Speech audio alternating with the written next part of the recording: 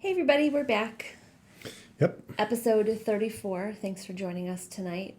Tonight's topic is going to be about something that happened this week that we finally got some clarification Well, on. it's been going on for a It's while. been going on Yeah. for a long time, but we just thought we would bring it up because we're salty about it. In the springtime, our youngest was going to go to France for her trip with her French class. It had been planned for over a year Yep. through her high school. They were supposed to go to Paris and Lyon for about 10 days. Yep, 10 or 12 huge days. plan, huge trip.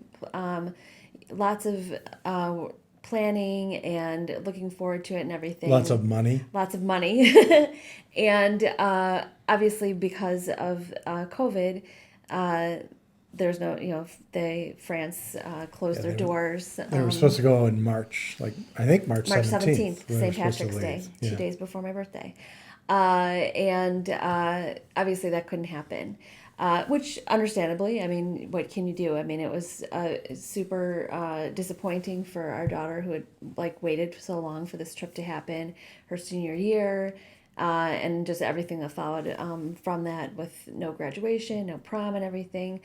But the thing that has been most disappointing about the trip is no refund. Well, we got a little bit of a refund. Tiny. Well, ultimately, it's about 20% of what we put down, or of the cost of the trip. It was roughly 3 grand, and we got a little over $600 back. Yeah. So the problem occurred. Well, there could have been better ways to handle it in the beginning. Oh, yeah. The school canceled the trip without contacting the parents first. So that was that, so it wasn't a question, which I think could have been like, we know this is going to be going bad. Maybe what should we do? Right, and the thing of it is that there's this whole timing issue. By the time by the day they were supposed to leave, if I remember correctly, France had already closed their borders, so the airline could not take kids overseas. The tour company couldn't operate. They were going to be in a hotel for a period of time and then staying with families. None of that could have happened. So at some point, somebody had to pull the plug. But I can tell you from 33 years as a lawyer, it makes a difference who pulls the plug and when they do it. And so, the school district acted understandably. They determined that or at least they felt that they couldn't go forward with it. But they made that decision on their own. They did not consult anyone, including their probably 5 or 6 lawyers among the parents of the kids who were going Right. on the trip. So they didn't give us any opportunity to have some input and to say, well, here's the best way to handle the situation. Or what's the ramification, So just as an example, let's say they had done nothing. They made no decision whatsoever. On the 17th, the airline would have had to say, well, we can't, it's legally impossible for us to do this. The hotel would have to say it's legally impossible. In other words, they would have had to be the ones to essentially pull the plug, right? So legally that makes a difference. But the school board had already made, or not the school board, the superintendent or I guess the principal of the high school had already made the decision. So, had already communicated the decision to not just the parents, but the tour companies. So now we're in this situation where we effectively made the decision to cancel it, but we really didn't. It was made for us. And the frustrating thing is that the school district, once the decision was made, then they just immediately distanced themselves from the whole thing. Like it was between us and the travel Right. agent, and they were like the middleman. They just washed their hands of the whole thing. They said, "Oh, sorry, we canceled the trip, but we're not involved in any of this. You have a contract directly with the vendor, with the travel company, the travel agency that set it all up. The contract is between you and them. We're not involved in all that." Even though we actually So- paid the school. So they set the whole thing up. They retained the vendors. We had no choice of what airline to take, what travel agency, what hotel, any of it. We had no input in any of that. We were simply told, here's how it's going to go.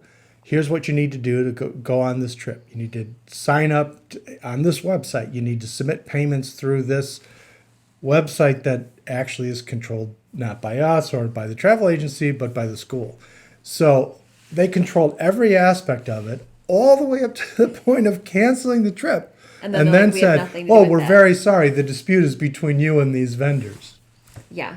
So there's been parents who have been spearheading this, and we've been in communication, our whole group. It's not just our kids that were going to France. There was kids that were going to Japan, Italy. I think can't there was a remember the China rest, trip. China trip, who are on the same boat, and some people, their trips were a little bit later, so some of them hadn't made as many deposits for the whole trip. We did, obviously, because it was just a few weeks before she was supposed to leave, so we were already paid in full. So for months, we've been going back and forth with the travel agent, with the school, with the school board, just trying to get some headway. Because in my view, it's like, well, then why would any future parent sign up for their kid to Right. go on a trip? Why take We that don't know, risk? never heard of coronavirus before. Some other catastrophic thing can happen, and that's not included in your insurance, and so they don't have to pay anything, and then you're just out money. So Right. I just thought that was really weird. That what's the incentive for parents to do that in the future if if anything can happen? Right. And the weird thing too is that, they've never articulated a reason.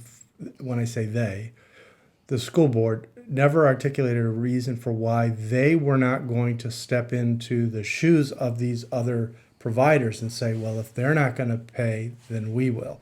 The only rationale they've given is that they believe they're not obligated to do it. Right. I'm not entirely sure that's true. There are legal theories of what we call a parent agency. I'm not sure they're right about that. I have expressed it to their lawyers. There are other lawyers involved who have, laid all this stuff out. They've never given a straight answer to why they think they don't have an obligation to us. They haven't put anything in writing. We've had meetings where they've hinted at maybe possible reasons for it. The principal of the high school, the one who made the decision to cancel the trip, actually recommended to the board that they reimburse us. They rejected her recommendation without really giving an explanation. Apparently, I didn't watch the video of the board meeting because everything's done remotely now. But apparently, from other parents who did, one person spoke on the issue, and that one person had a misunderstanding of the facts. Apparently, didn't really understand the extent to which the high school controlled every aspect of it. So that it's frustrating, and so you're left with a relatively small claim, but it's not insignificant to us or to other parents. I mean, And it's some of Claire's classmates paid for it themselves, right. paid for half. Like their parents said, well, if you earn the other half, we'll send you, kind of thing. So those kids who worked at babysitting, mowing lawns, doing odd jobs to get money to go, they don't get any Right. reimbursement. So that's also very sad. A lot of the kids were seniors, so the option of trying to reschedule it for the next year just wasn't there. Which was actually brought up several times, and it's like, well, how can that happen? Because our kids are not going to be belonging to that school anymore. Right. They've already graduated, so that's And not. it's not like the high school wouldn't allow them to go even if they had the time to do it, because there are all kinds of liability issues if they're not students anymore. Right. But not only that, some of the kids who paid their own way or paid a portion of it out of their own pocket were also high school seniors. So they're faced with the situation where they're trying to save money for college. They thought this was worthwhile to set some of that money aside to go on this trip. The trip gets canceled, and those kids don't even get reimbursed. Right. It's like, I don't like it, but we can absorb the loss. We're not going to be financially ruined. We'll still be able to, pay for our kids' college and all that. But we shouldn't have to face that hardship anyway, regardless. But also, what about kids? Not every kid and not every family is in our situation. We're extremely fortunate. We are extremely fortunate, and we know that, and we're grateful for it. But there are other people who aren't. And So I don't know the financial circumstances of everybody who had to deal with this, but I know that, there's kids who could have used that money for their Oh my college. gosh, that could go so far to Right. for obviously room and board, spending money, traveling back home, all that stuff. Right. Not everyone is, kids go across the country. They got to fly to and Mm-hmm. from. There's a lot of expense involved in going to college other than just, tuition and room and board. There's so much involved in it. And the thing that is, I think, most frustrating to me is that there's the principal of the high school, I think, empathized with us. I don't feel like she was True. uncaring or whatever, but no one else involved in the process even seemed to like recognize that this was a hardship and a hardship that they arguably caused. And it's, they keep saying, well, but the trip had to be canceled. Yeah, but it's not that simple. Yes, the trip had to be canceled at some point. But why couldn't you like talk to us first before you Right. canceled it? But from a legal point of view, it makes a huge difference. The timing, who makes the decision, how the decision is articulated. Again, that's not the fault of the principal who was, operating in what she believed, understandably, to be in the best interests of the kids and promoting safety and all that. But it's still, and she's not a lawyer, and I don't expect her to, necessarily think all these things through. That's not a Right. fair. It's not fair to put that burden on her. But nonetheless, and she told us. I mean, she did consult with the board, and I believe she said they consult either she did or the board consulted with their lawyer, and they basically just left it on her plate. They put it on her shoulders to make that call. So she did, but she didn't include us. She didn't give us an opportunity to kind of think through what was the best way to do this to Or should we maximize wait the another week to make that decision? right. Right. I mean, not to bog down the conversation in legal technicalities or whatever, but there's a concept in the law called impossibility of performance. You have a contract with someone, and through no fault of yours, it becomes impossible for the other side to perform. It might be because of an act of God. It might be because of the law, the law changes, whatever it is.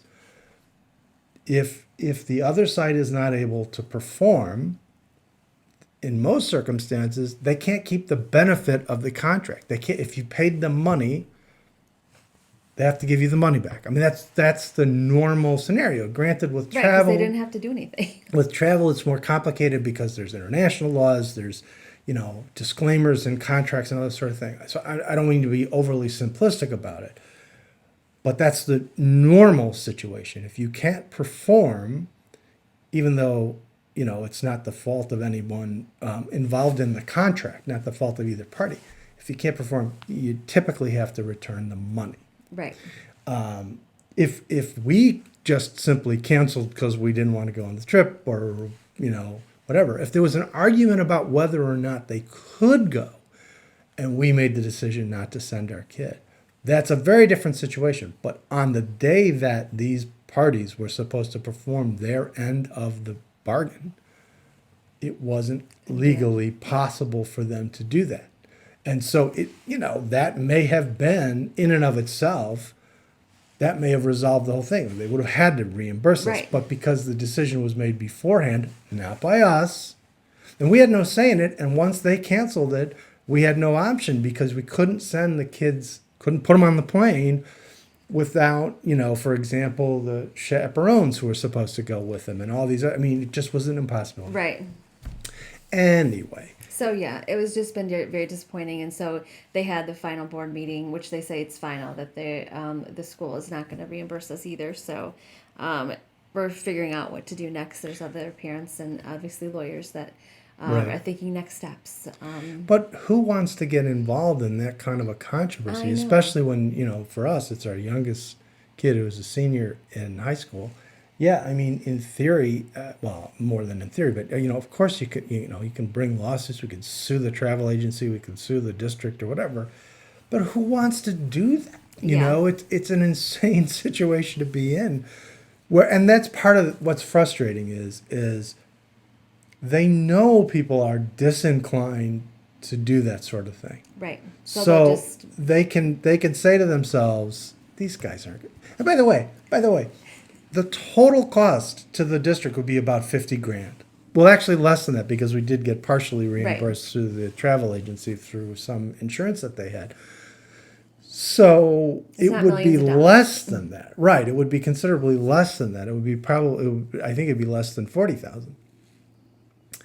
So, this is a district that has millions and millions of dollars. We also learned, and it's not her fault, but, we saw that at the board meeting where they discussed this, they also approved the principal's new contract, yeah. which is $250,000 a year, or roughly 248 or something like that. Now, I'm not commenting about whether or not that's appropriate in a pretty, sophisticated high school district in a big city area. But my point is, $40,000 or $50,000 is a drop in the bucket In their whole overall budget. when you're paying one employee, 5 times that or 5 or 6 times that. Yeah. So So just curious if you have had any other related issues to travel through COVID. Did you also have any controversy? Oh, because we have more complaints about that. We also had to cancel a trip. Yeah. So yeah, it's just unfortunate, but we just thought we'd share that. Some news going on in our life this week. This is kind of like airing of the grievances. It is. It's a little premature for Festivus. It is. We don't have a poll. We don't have the poll up.